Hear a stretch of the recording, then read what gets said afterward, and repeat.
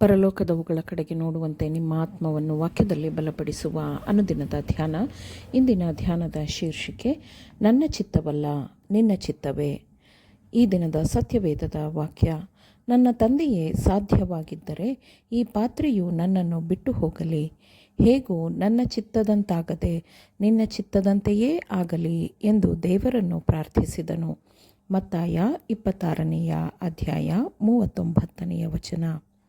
ನಮ್ಮ ಸ್ವಂತ ಮಹತ್ವಾಕಾಂಕ್ಷೆಗಳಿಂದ ಅಥವಾ ನಮ್ಮ ಕೆಲವು ಸ್ವಾರ್ಥ ಉದ್ದೇಶಗಳಿಂದ ಹುಟ್ಟಬಹುದಾದ ಮಾರ್ಗವನ್ನು ನಾವು ನಮಗಾಗಿ ರೂಪಿಸಿಕೊಳ್ಳಬಹುದು. ಕರ್ತನು ಆರಂಭದಿಂದಲೂ ಅಂತ್ಯದವರೆಗೆ ಎಲ್ಲವನ್ನೂ ತಿಳಿದಿದ್ದಾನೆ. ಮನುಷ್ಯನು ದೇವರೊಂದಿಗೂ ಮತ್ತು ತನ್ನ ಜೊತೆ ಮನುಷ್ಯರೊಂದಿಗೆ ಉಳಿಸಿಕೊಳ್ಳುವ ಸಂಬಂಧವನ್ನು ಆತನು ಅರಿತಿದ್ದಾನೆ. ನಿರ್ದಿಷ್ಟ ಸ್ವಭಾವ ಅಥವಾ ನಿರ್ದಿಷ್ಟ ಗುಣ ಸ್ವಭಾವದ ಮನುಷ್ಯರೊಂದಿಗಿನ ಒಬ್ಬ ಮನುಷ್ಯನ ಸಂಪರ್ಕವು ಆ ಮನುಷ್ಯನ ಜೊತೆಯವರ ಮೇಲೆ ದುಷ್ಟ ಪರಿಣಾಮವನ್ನು ಬೀರುತ್ತದೆ ಎಂಬುದನ್ನು ಕರ್ತನು ನೋಡುತ್ತಾನೆ. ಆ ಮನುಷ್ಯನು ಕಾರಣವನ್ನು ಪರಿಣಾಮವನ್ನು ಸ್ಪಷ್ಟವಾಗಿ ಆಲೋಚಿಸಲು ಸಾಧ್ಯವಿಲ್ಲದವನಾಗಿರಬಹುದು. ಅವನ ಜೊತೆ ಸಂಪರ್ಕಕ್ಕೆ ಬಂದ ಮನುಷ್ಯರು ಅವನಿಗೆ ಅಗತ್ಯದ ಸಮಯದ ಸಹಾಯ ಮಾಡದವರಾಗಿರಬಹುದು. ಕೆಲವು ಅಂಶಗಳನ್ನು ಸೇರಿಸುವುದರಿಂದ ಪ್ರತಿಕೂಲ ಫಲಿತಾಂಶಗಳು ಉಂಟಾಗಬಹುದು. ಆದುದರಿಂದ ಮನುಷ್ಯನು ತನ್ನ ಸ್ವಂತ ತೀರ್ಮಾನದ ಜ್ಞಾನದಲ್ಲಿ ನಂಬಿಕೆ ಇಡಲು ಸಾಧ್ಯವಿಲ್ಲ. ಅನುಭವವು ಮನುಷ್ಯನ ತಪ್ಪನ್ನು ಮನವರಿಕೆ ಮಾಡುತ್ತದೆ.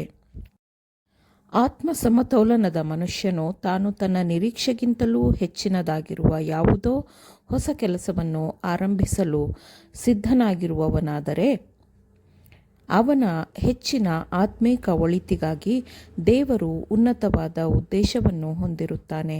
ಅಂತಹ ವ್ಯಕ್ತಿಯು ಏನನ್ನು ಮಾಡುತ್ತಾನೆ? ಅವನ ಆದ್ಯತೆಗಳು ಮತ್ತು ಯೋಜನೆಗಳನ್ನು ಒಂದು ಪಕ್ಕಕ್ಕೆ ಇರಿಸಿ ಅವನು ನನ್ನ ಚಿತ್ತದಂತಾಗದೆ ನಿನ್ನ ಚಿತ್ತದಂತೆಯೇ ಆಗಲಿ ಓ ಕರ್ತನೆ ಎಂದು ಹೇಳುವುದು ಅವನ ಏಕೈಕ ಸುರಕ್ಷತೆಯಾಗಿರುತ್ತದೆ.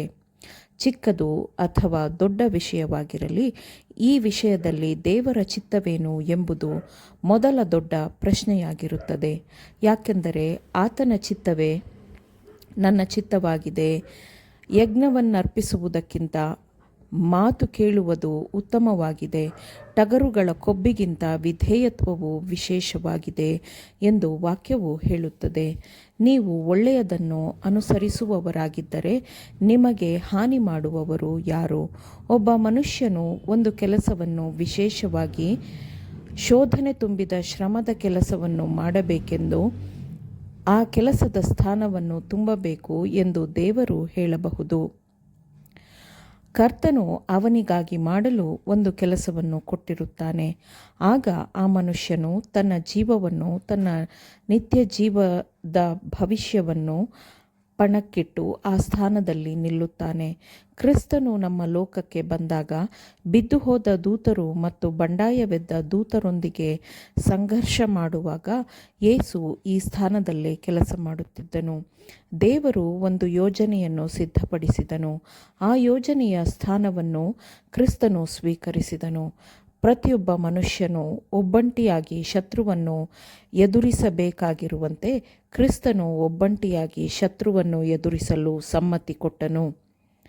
ಈ ಮಹಾ ಸಂಘರ್ಷದಲ್ಲಿ ಕ್ರಿಸ್ತನಿಗೆ ಸಹಾಯ ಮಾಡಲು ಪರಲೋಕದ ಎಲ್ಲ ಬಲಗಳನ್ನು ಒದಗಿಸಲಾಯಿತು. ಮತ್ತು ಹೀಗೆ ಮನುಷ್ಯನೂ ಸಹ ದೇವರ ಚಿತ್ತದಂತೆ ದೇವರ ಮಾರ್ಗದಲ್ಲಿ ನಡೆದರೆ ಕ್ರಿಸ್ತನಿಗೆ ದೊರೆತ ಅದೇ ರಕ್ಷಣೆಯ ಬಲವನ್ನು ಅವರಿಗೂ ಕೊಡಲಾಗುತ್ತದೆ.